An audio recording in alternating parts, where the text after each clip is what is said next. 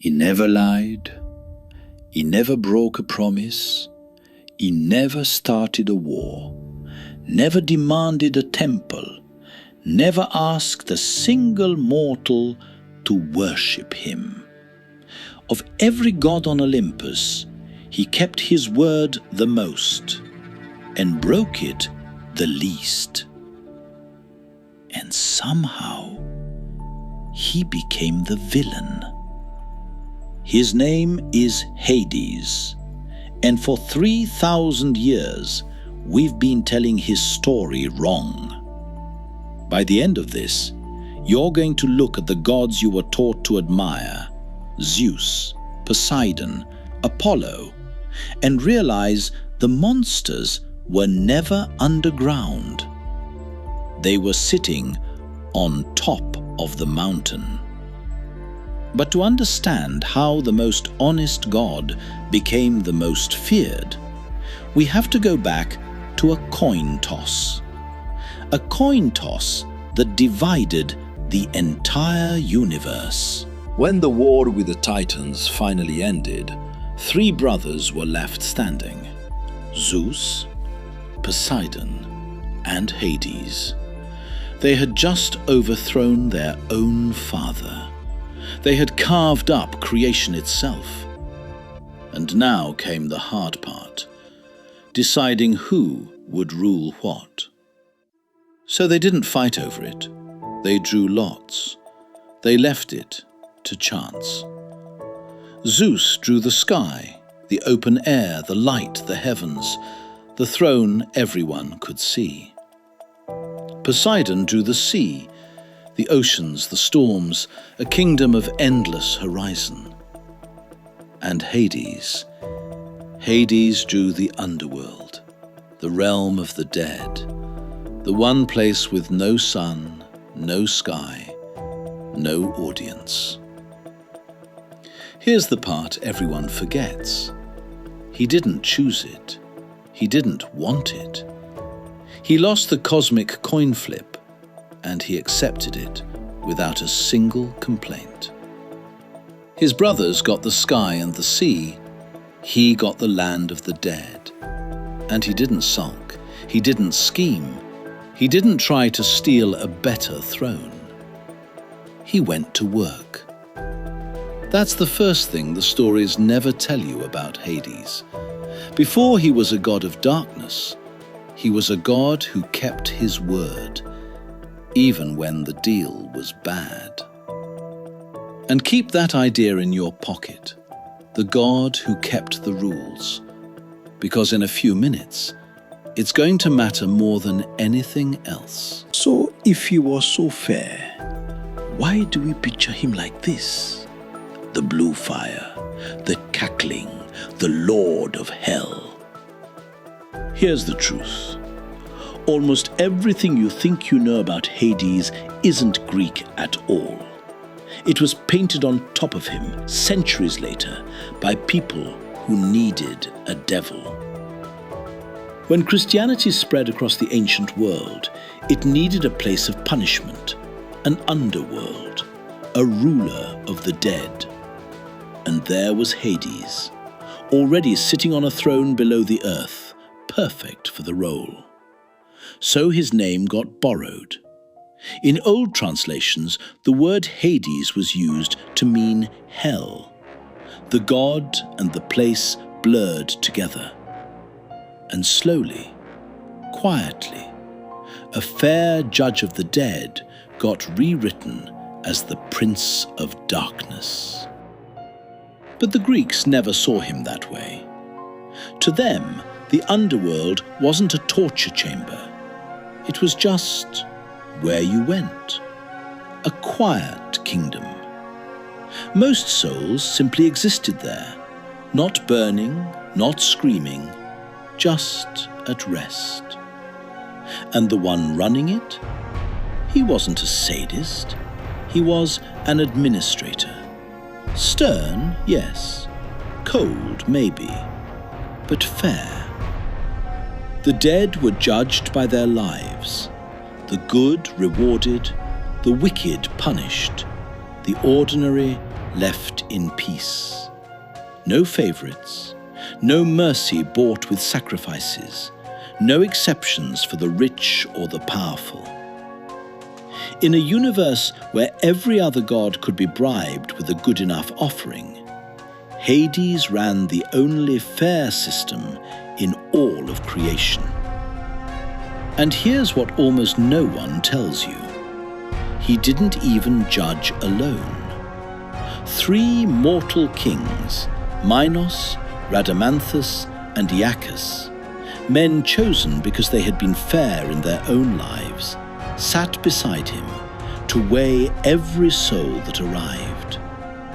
The god everyone feared built an entire court of justice in the land of the dead, so that not even he could be unfair. And then there's the one story everyone uses to call him a monster: the kidnapping. So let's actually look at it. The way it's usually told, it's a horror story. Hades sees a beautiful young goddess. The earth splits open, and he drags her down into the dark against her will. The cruel god of death, stealing the goddess of spring. It sounds damning, until you ask one simple question. Who arranged it? The answer is Zeus, Persephone's own father. In the oldest versions of the myth, Hades doesn't act on a whim. He goes to Zeus, the king of the gods, and asks for her hand. And Zeus says yes, quietly, without telling the girl's mother. So the so-called villain followed the rules. He asked the head of the family. He got permission. By the customs of that brutal world, he did everything correctly. Now, that doesn't make it a love story by our standards. It isn't. The ancient world was harsh, and marriage was rarely about a woman's choice. But by the standards of their own gods, Hades behaved better than almost any of them. He didn't deceive. He didn't disguise himself. He asked. And then he kept her as his queen, not his prisoner. And this is the part the kidnapping version always cuts. In the underworld, Persephone doesn't fade into the background. She becomes a queen, a real power. Mortals and heroes who come down into the dark fear her as much as him. She rules. And when the famous pomegranate seeds bind her to the underworld for part of every year, notice that in the stories she keeps coming back. Not just because she has to. She returns to a husband who, compared to every other god on Olympus, was almost unheard of in his devotion. Think about it. Where Zeus left a trail of betrayed lovers and abandoned children across the whole world, Hades has barely a handful of stories to his name, and none of the cruelty. No endless affairs, no jealous rampages. In Greek mythology, that alone makes him almost unique.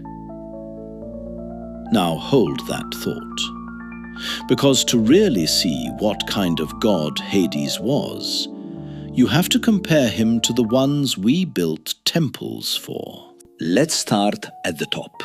Zeus, king of the gods, god of justice, the one they prayed to. Zeus betrayed his wife again and again and again. He deceived women by changing his shape, appearing as animals, as other people, as things that weren't even alive, to get close to them. He fathered children across the mortal world and left destruction in his wake.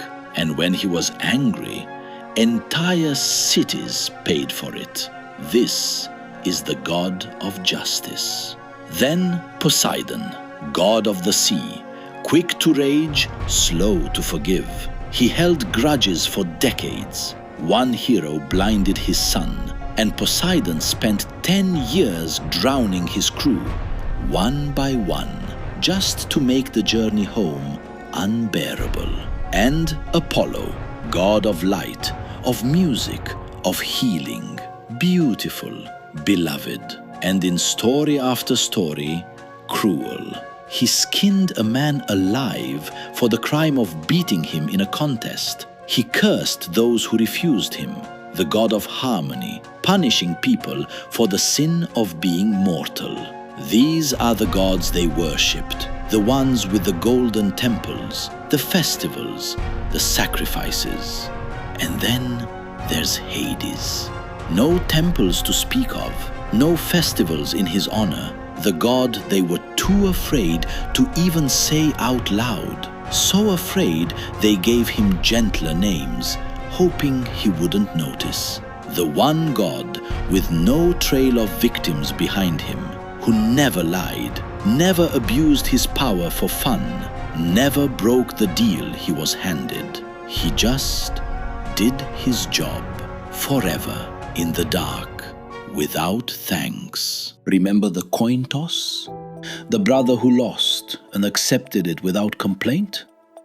That was never a small detail. That was the whole story. We were taught to fear the god in the dark and to love the gods in the light. But the gods in the light lied and raged and burned the world for their pride. And the god in the dark? He kept his word every single time. Maybe the most feared god in Greek mythology was just the only honest one. And being honest, in a world of gods like that, was enough to make him the villain. If Hades was the god we got wrong, he isn't the only one. Medusa, the Titans, Medea. History remembers them all as monsters, but history was written by the ones who beat them. So if you want to meet the next villain who was telling the truth all along, you already know where to find me. Down here in the quiet.